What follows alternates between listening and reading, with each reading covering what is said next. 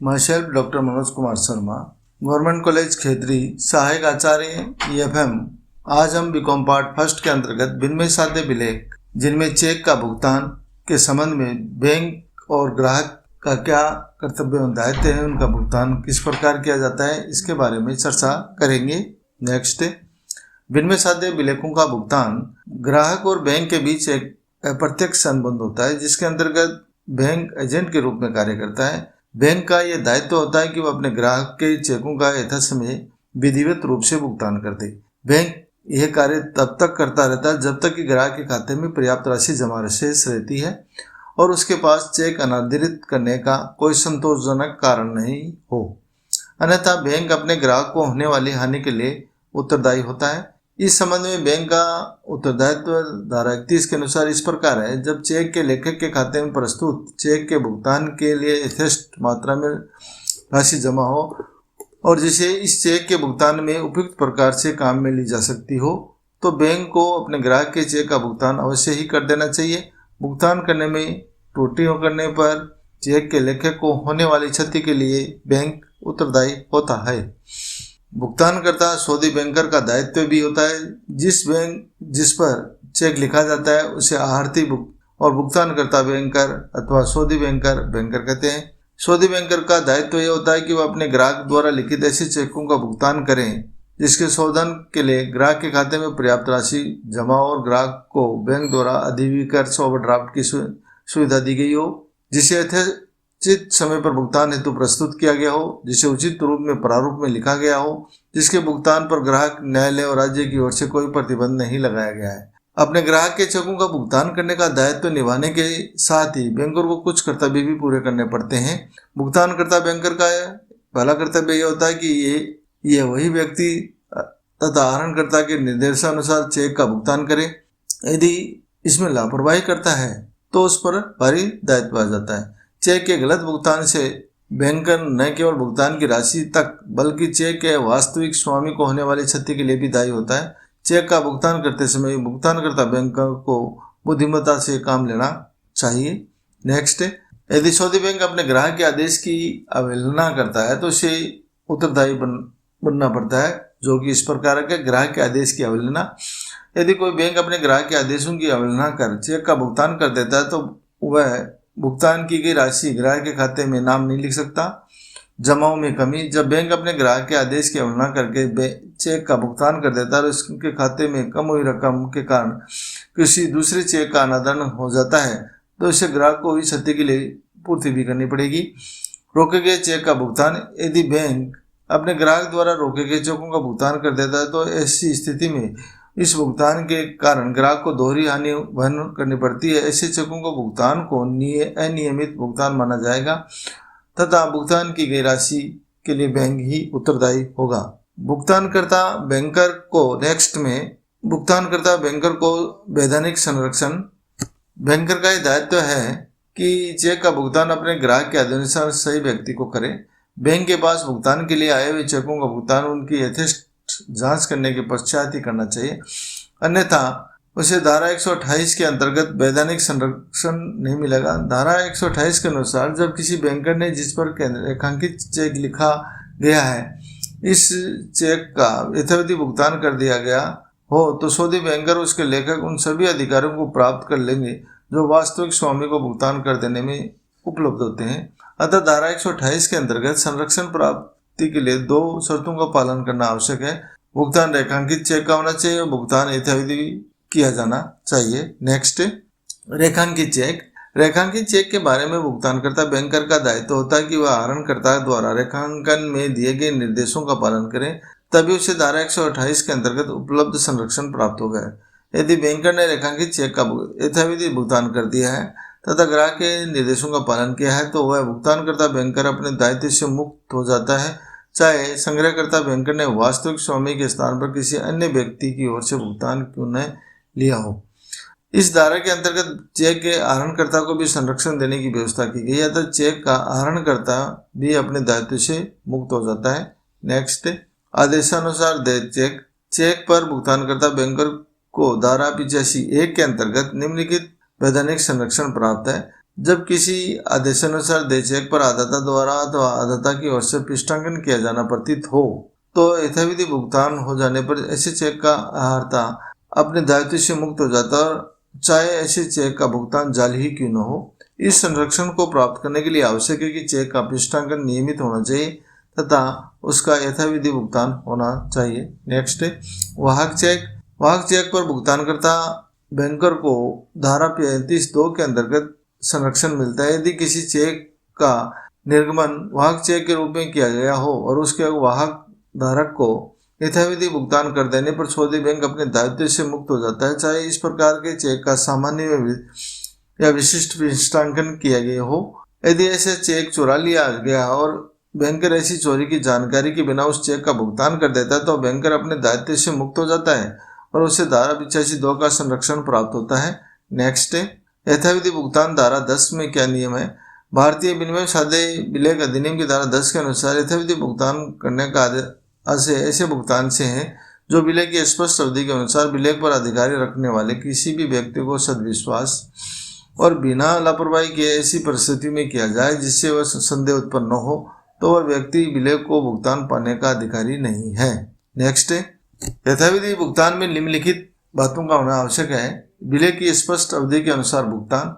Check मांग पर देय विलेख होता है, इसका भुगतान निर्धारित अवधि में ही होना चाहिए। यदि बैंक किसी उत्तर तिथि या पुराने चेक 3 मास से पूर्व के का भुगतान करता है तो यथाविधि भुगतान नहीं होगा। भुगतान सद्भावना सद्विश्वास से किया गया हो। चेक का भुगतान सद्भावना सद्विश्वास से किया जाना चाहिए। स्वामित्व के बारे में किसी तरह का संदेह होने पर उसकी पूर्ण जानकारी प्राप्त करनी चाहिए। भुगतान बिना लापरवाही के किया गया हो। चेक का भुगतान सावधानीपूर्वक किया जाना चाहिए। चेक के सावधानी के अभाव में सद्विश्वास से भुगतान करने पर भी बैंक उत्तरदायी ठहराया जा सकता है। वास्तविक स्वामी को भुगतान। यदि कोई चेक किसी व्यक्ति के आदेशानुसार देय और यदि उस व्यक्ति द्वारा पृष्ठांकित नहीं किया गया तो अधिकार रखने वाले किसी भी व्यक्ति को किया गया भुगतान यथाविधि भुगतान नहीं माना जा सकता। नेक्स्ट भुगतानकर्ता बैंकर द्वारा भी सावधानियां अपने ग्राहक के चेकों का भुगतान करते समय बैंक को सावधानियां बरतनी चाहिए, जो कि इस प्रकार है। चेक का उपयुक्त फॉर्म। चेक बैंक द्वारा प्रदत्त चेक बुक्स में ही किया जाना चाहिए। अन्य किसी प्रकार से लिखे गए चेक का भुगतान करने से बैंक इनकार कर सकता है। भुगतान के लिए प्रस्तुत किए जाने वाले चेक संपूर्ण होना चाहिए, उसमें तिथि राशि हस्ताक्षर आदि अंकित होने चाहिए।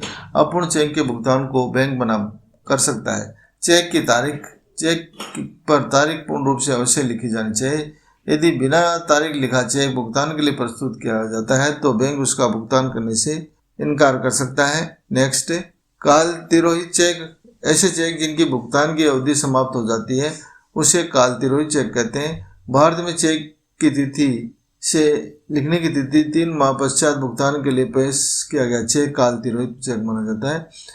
एक लेखक चाहे तो अपने चेक को चलन अवधि कम भी कर सकता है। काल तिरोहित चेक के भुगतान से बैंक मना कर सकता है।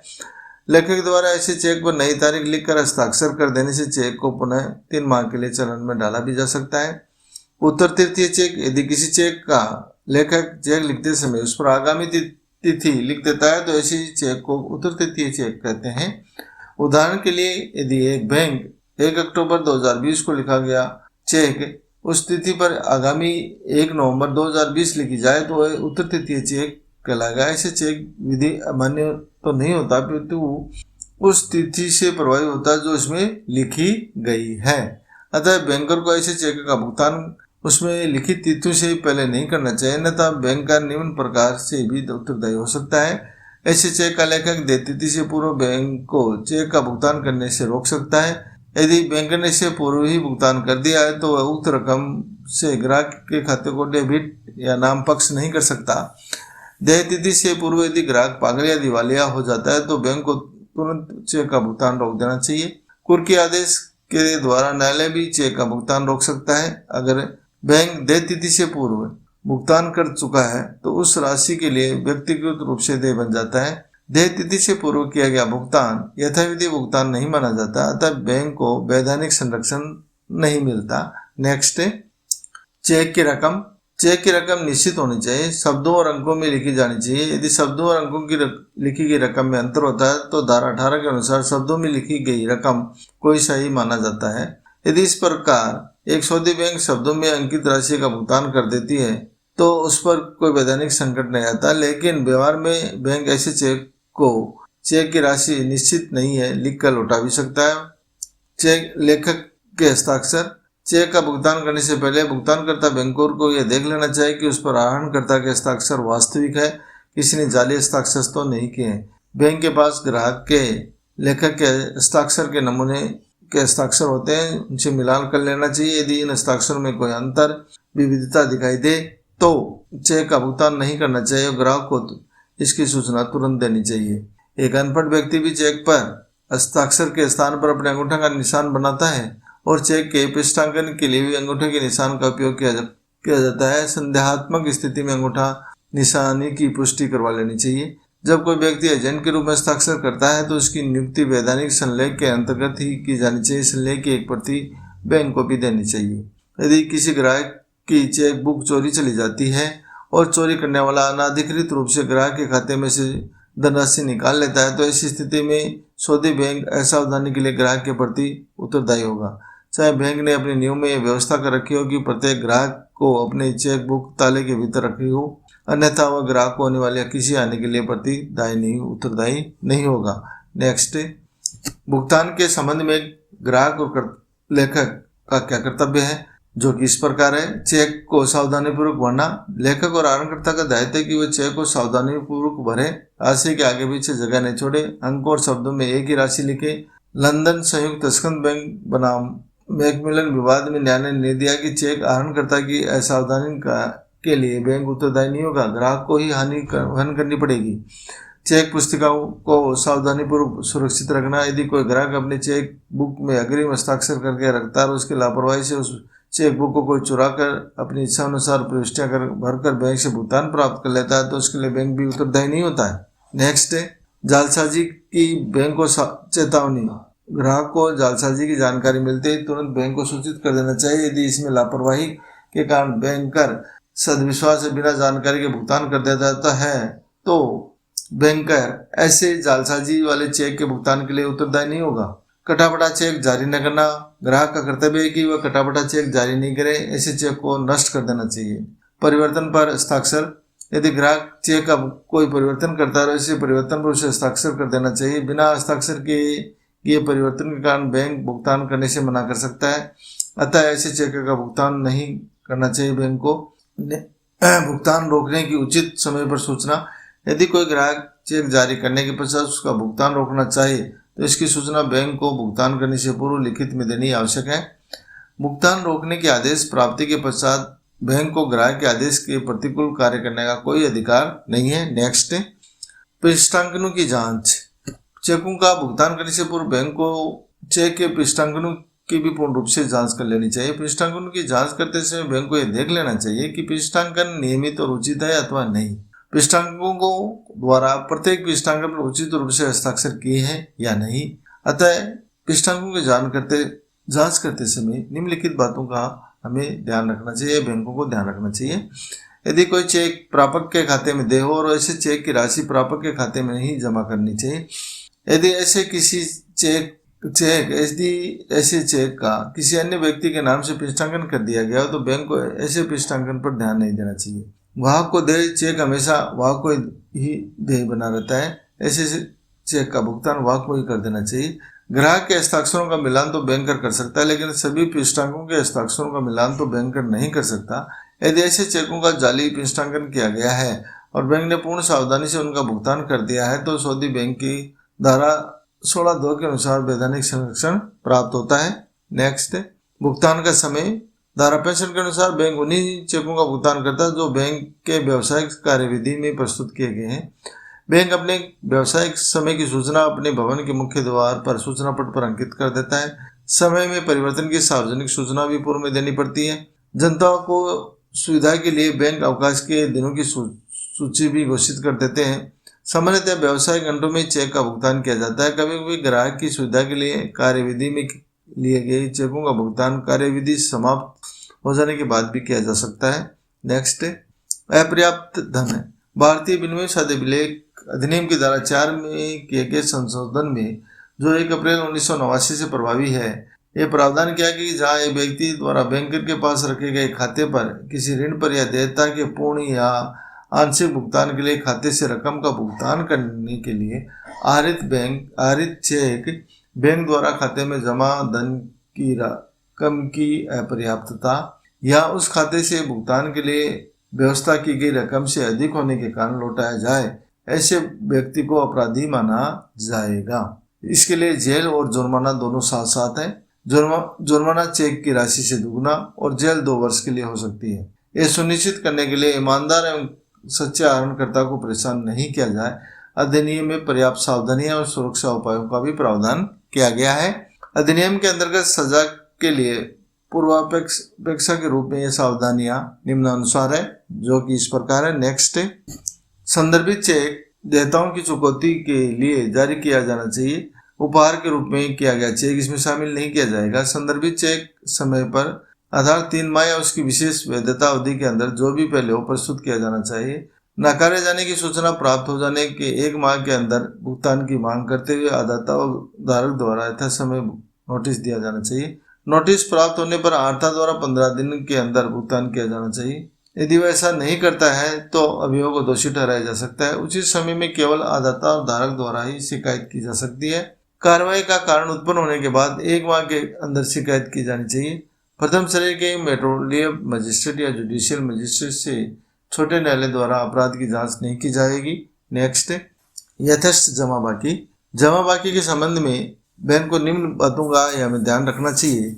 बिलेखों की जमा अपर्याप्त राशि के कारण चेक को अनादित करने से पूर्व बैंक को यह देख लेना चाहिए कि ग्राहक ने जो बिलेख संग्रह के लिए जमा कराए गए थे वे संग्रहित होकर आ गए या नहीं। आजकल ग्राहक के व्यक्तिगत नाम के 25,000 रुपये तक का चेक तुरंत जमा कर दिया जाता है, अतः इसका भी ध्यान रखना चाहिए।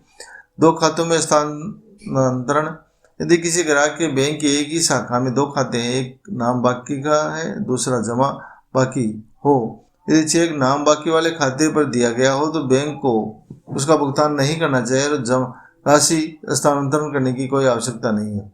2 शाखाओं में खाता हो, यदि किसी ग्राहक के एक ही बैंक के 2 शाखाओं में खाते हो और एक शाखा के खाते में जमा बाकी हो और दूसरी शाखा में नाम बाकी हो, ग्राहक ने नाम बाकी वाले खाते पर कोई चेक लिख दिया हो, तो ऐसी स्थिति में बैंक को पर्याप्त राशि के अभाव में चेक को लौटा देना चाहिए। नेक्स्ट, जमा राशि की उपलब्धता, खाते में जमा राशि के प्रयोग में यदि ग्राहक ने निर्देश दे रखा है कि बैंक को उसके अनुकूल ही व्यवहार करना चाहिए। उदाहरण के लिए हम ले सकते हैं कि राम के खाते में या और किसी के खाते में 10,000 रुपये जमा है और जिसने चेक लिखा हो, उसने बैंक को आदेश दे रखा कि 6,000 रुपये श्याम को देय तिथि पर प्रस्तुत किए जाने वाले बिल का भुगतान करना है। राम 5,000 रुपये का एक दूसरा चेक श्याम के नाम से काट देता है, जो बैंक ऐसे चेक का भुगतान करने से मना कर देगा, क्योंकि बैंक इस चेक के भुगतान के लिए संपूर्ण रूप राशि का उपयोग नहीं कर सकता। संयोगिक दायित्व, बैंक को खाते में जमा राशि की गणना करते समय संयोगिक दायित्वों की राशि कम करने का अधिकार नहीं है, लेकिन यदि ग्राहक ने स्पष्ट आदेश दे रखा हो तो बैंक ऐसा कर सकता है।